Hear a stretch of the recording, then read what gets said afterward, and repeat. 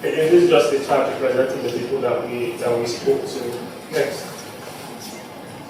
So we asked a total of 20 questions, and we're now going to talk through the questions that we asked and some of the responses that we got. Again, just to preempt us, it's a lot, and this is contained in the book that you're looking at, so when you get back, you can dive more into it, and I'm going to try and speak through this as much as I can so that we'll have enough time to discuss it. Right?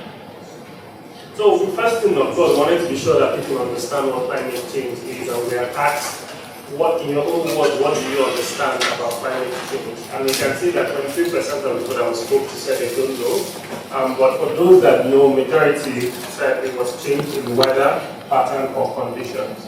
There are other things that were mentioned, but this was the overall majority did say it was change in weather patterns and conditions.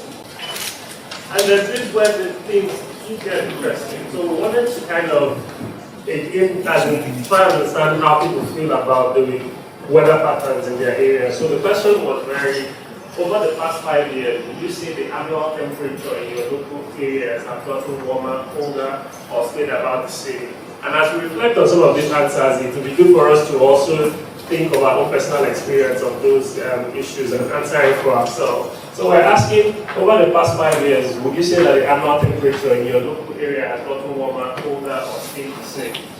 We find out that 63% of the people said that the temperature has gotten warmer, 1.7% said it has gotten colder, 10% said it has stayed about the same.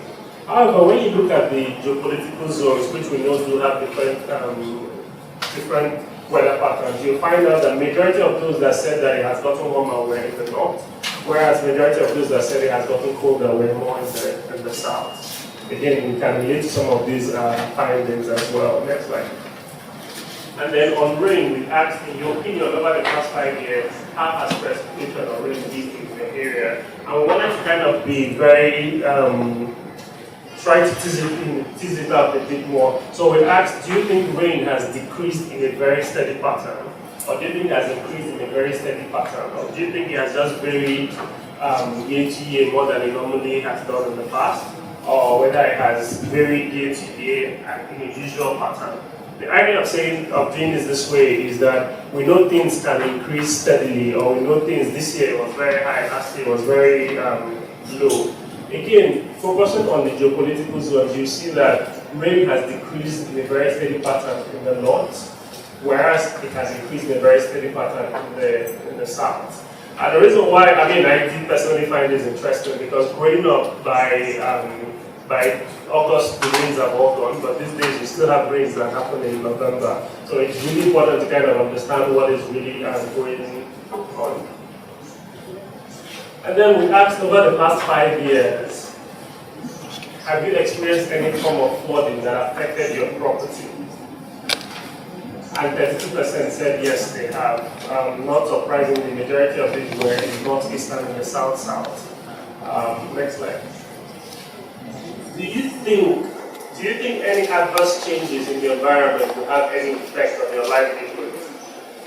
52% said yes, 41% said no. And again, when you look at the across demographics, it's really relatively the same proportion of people. So yes, we do have a proportional, considerable amount of people that believe that adverse changes in the environment will affect their livelihood. Next slide. And then what we wanted to kind of understand some of these adverse changes that people think it will have on their livelihood. The top one was that flooding will destroy families, lives, and property. That's kind of so major concern that people do have is more about flood than drought. So it is interestingly again, people did mention that negative farm produce and productivity. Obvious. Some of these are logical things that we think that can come from these things.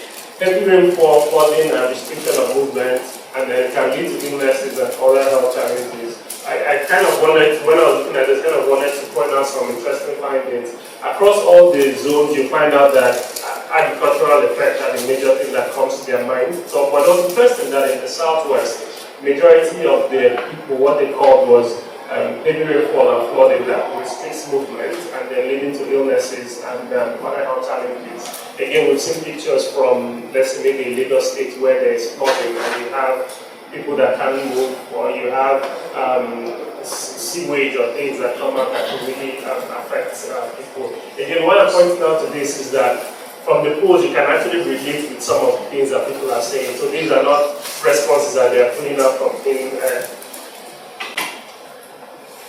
So we wanted to now focus a bit more on agriculture so that we can find out directly from people what their experience with climate change is.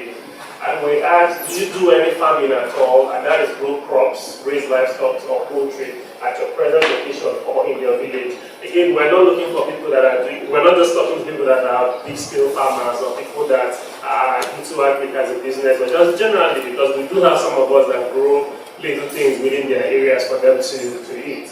And 61% of people did say yes, that they do some level of farming. Next set of questions are now focusing on those that said yes, they do some level of farming. Next slide. And then, if we are involved in farming, do you grow any crop? Majority of those that said yes, they were involved in some form of agriculture, said yes, they grow crops. 85% of that. Again, when you look at the zones, that's kind of PET. And then, do you think that the change in climate change has made an impact on your crop yields? 84% of those that grow crops said yes, they have had a negative impact on their crop yields. And it's important that we kind of highlight this because some months back we did have a briefing on food insecurity. And I mean, food insecurity is a persistent problem in Nigeria. I know the government has declared some actions against, to tackle food insecurity. And here we're having farmers reporting that they are having impact on their crop yields from climate change. So for whatever we're trying to do about food insecurity, we do have to identify ways to ameliorate whatever climate change is doing for our crop yields. Do you think change in climate has had any effect on your agriculture? 89% said yes. And then the next question, in your opinion, how has these changes in climate affected your community? So you see that 70% of the people that we spoke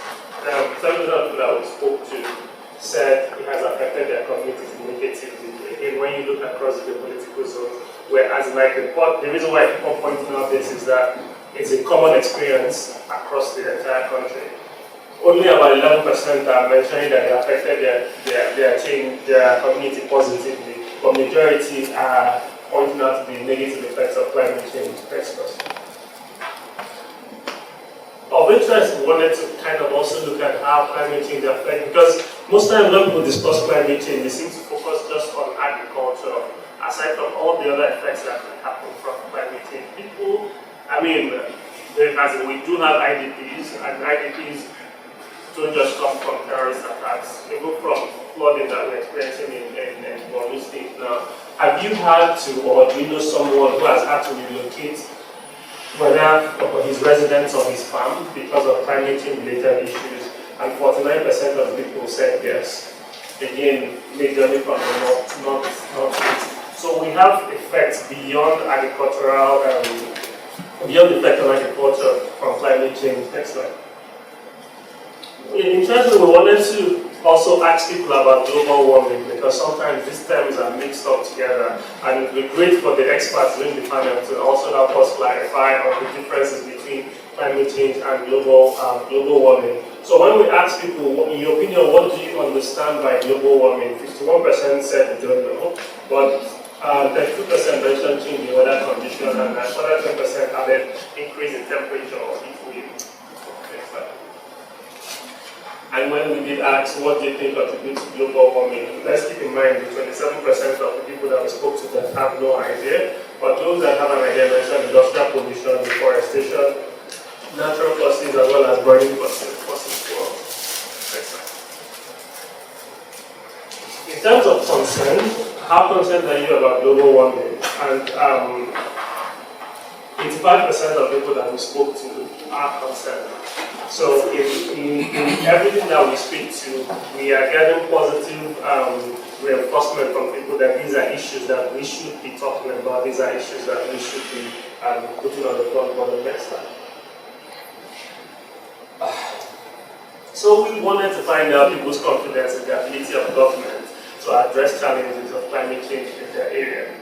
And while we have about 41% of people that are confident, we have more people, 46%, that are not confident that the government can address the challenges of climate change. The key takeaway of this is it's something that affects us, whether government is doing something about it, whether people are doing something about it. It's something that is happening. So in our conversations, in as much as we will point out to a lot of things that government can do, it's also important to point out some of the things that people can do on their own, because we've seen about 46% of people that are not confident that we've seen about 46% of people that are not confident that the government can do something about climate change. So it's important that as we are making recommendations, that can be both applicable to government and for individuals. Next slide. So we asked people, what are their recommendations on curbing climate change and global warming? And while 24% of people that we spoke to didn't give us any ideas, we did get very solid recommendations from the people that we spoke to. People mentioned afforestation, that's planting of trees. Government should create laws to regulate pollution. That we should stop unregulated burning of bushes and fossil fuels, reduce environmental and industrial pollution, environmental education, creating awareness, construction of proper drainage systems, and then stop the cutting down of trees. So again, what this kind of reflects for us is people have an idea what they need to do. So the next question will be, do people have the facilities or resources to be able to do some of these things? So that's some of, it would be great to also hear some of the actions that are being done by experts in the field and see how we can tie that into what people can do on their own. In the booklets that you have, we do have some infographics that helps us